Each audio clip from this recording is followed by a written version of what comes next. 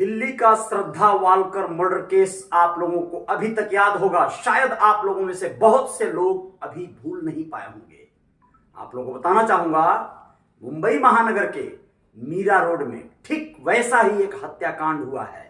एक ऐसा दर्दनाक हत्याकांड जिसे सुनकर आप लोगों के रोंगटे खड़े हो जाएंगे। नमस्कार, मैं अजय साहनी स्टार हूं और आप श्री गंगा न्यूज पर हैं।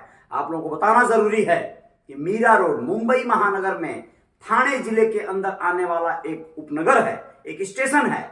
वहां पर एक 56 साल के शख्स ने, जिसका नाम मनोज साहनी था, उसने अपनी 32 साल की लिव इन रिलेशनशिप की एक पार्टनर को सिर्फ मर्डर नहीं किया, सिर्फ हत्या नहीं किया, बल्कि उसके शव के टुकड़े किए और उसके बाद कई टुकड़ों को कुकर में उबाला और कुत्तों को खिला दिया। ऐसा क्यों किया उस हैवान ने, उस दरिंदे ने? इन सारे विषयों पे बात करेंगे, चर्चा करेंगे, आप लोगों को बताएंगे कि क्या छोटे मोटे झगड़े, घरेलू कलह, घरेलू हिंसा इतना भयावह रूप ले लेगी? क्या यही चलेगा देश में? बहुत सी बातें हैं। आइए सिलसिलेवार शुरू करते हैं। देखिए क्या वारदात, महानगरों में किस तरह जनजीवन चल रहा है। गीता आकाशदीप सोसाइटी में एक न्यू इंफॉर्मेशन आई थी कि एक घर से बदबू आ रही है। तो मौके पे पुलिस ने आके यहाँ पे दरवाज़ा खोला तो एक लाश मिली है, जिसमें उसके पीसेस किए गए मिले हैं। इसमें जो लिव इन रिलेशन में कपल था, जो कि बंदा है मनोज साहनी करके और उसकी वाइफ थी सरस्वती वैद्य करके। सरस्वती वैद्य की उसने हत्या की है और उसमें उसका डिस्पोज ऑफ करने के लिए उसका पीसेस करने का ट्राई किया है, ऐसा प्राइमरी इन्वेस्टिगेशन में निष्पन्न हुआ है। जी हाँ, मीरा रोड में आकाश गंगा बिल्डिंग के 7वें फ्लोर पर किराए के कमरे में रहने वाला 56 साल का मनोज साहनी, जो विगत 3 वर्षों से सरस्वती वैद्य नाम की एक महिला के साथ लिव इन रिलेशनशिप में रहता था, उससे झगड़ा हुआ और झगड़ा कुछ इस कदर बढ़ गया कि गुस्से में आकर उसने सरस्वती वैद्य की हत्या कर दी। इतना ही नहीं, 3 दिन बाद जब फ्लैट से बदबू आने लगी तो अगल बगल के लोगों ने पुलिस को खबर किया। उन्हें संदेह हुआ और जब पुलिस आई तो वो दंग रह गई। पुलिस ने बताया कि महिला के शरीर के कुछ अंगों को शायद कुत्तों को खिला दिया गया है, क्योंकि रहवासियों ने बताया कि विगत 3 दिनों से वह आवारा कुत्तों को कुछ खिला रहा था, जबकि पहले उसने ऐसा कभी कुछ नहीं किया। इससे एक शंका पैदा होती है कि वह उस महिला के अंगों को ही कुत्तों को खिला रहा था।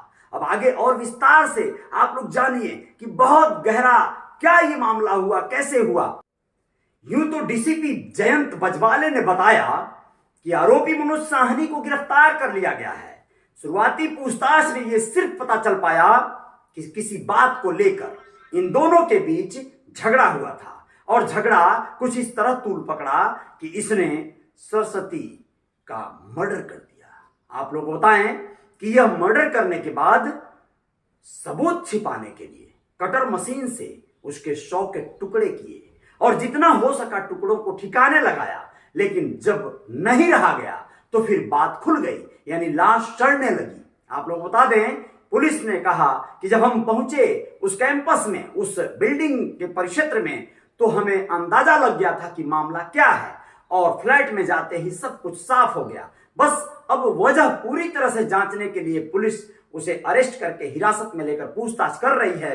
लेकिन इसी तरह का विगत दिनों एक और कारनामा आप लोगों को बताएं कि सामने आया था। आप लोगों को जानकारी होगा कि मीरा भाईंदर महानगर पालिका है ठाणे जिले का, दोनों सटा हुआ है और विगत 2 जून को भाईंदर बीच पर एक ऐसी ही घटना सामने आई थी। एक सूटकेस में एक महिला की सिर कटी लाश मिली थी। पहचान तो पहले नहीं हो पाई, लेकिन अब पुलिस का दावा है कि उसने पहचान कर लिया है। बिहार के सीतामढ़ी की अंजलि सिंह उस महिला का नाम है, रहने वाली बिहार सीतामढ़ी की। और अब पुलिस ने हिरासत में जिस शख्स को लिया है वो उस महिला का पति मिंटू सिंह है, जो गिरफ्तार है। और पुलिस को जो उसने जानकारी दिया वो बहुत अलग है। वो सिंपल सी बात है, उसने कहा कि उन दोनों के बीच झगड़ा हुआ था और झगड़े के दौरान उसने अपने पत्नी का सिर दीवार पे दे मारा था, जिससे उसकी मौत हो गई थी। और मौत हो जाने के बाद वो डर गया और फिर सबूत मिटाने के लिए उसने ऐसा किया, जबकि बच न सका। पुलिस से कहां कोई बचेगा। अपराध बढ़ते जा रहे हैं, घरेलू कलह बढ़ता जा रहा है, लेकिन कारण क्या है, इसके तह तक आप सबको जाना चाहिए। कौन है असली जिम्मेदार, क्यों बातें छोटी से बहुत बड़ी हो जा रही हैं, इस बात के तह में जाने के लिए सिर्फ और सिर्फ आप और आपका परिवार, आपके परिजन इस बात पे विचार कर सकते हैं। वरना जीवन में इसी तरह के तमाम अप्रत्याशित घटनाएं घटती रहेंगी। बाकी श्री गंगा न्यूज पर बने रहिएगा, जय जयकार जारी रहेगी।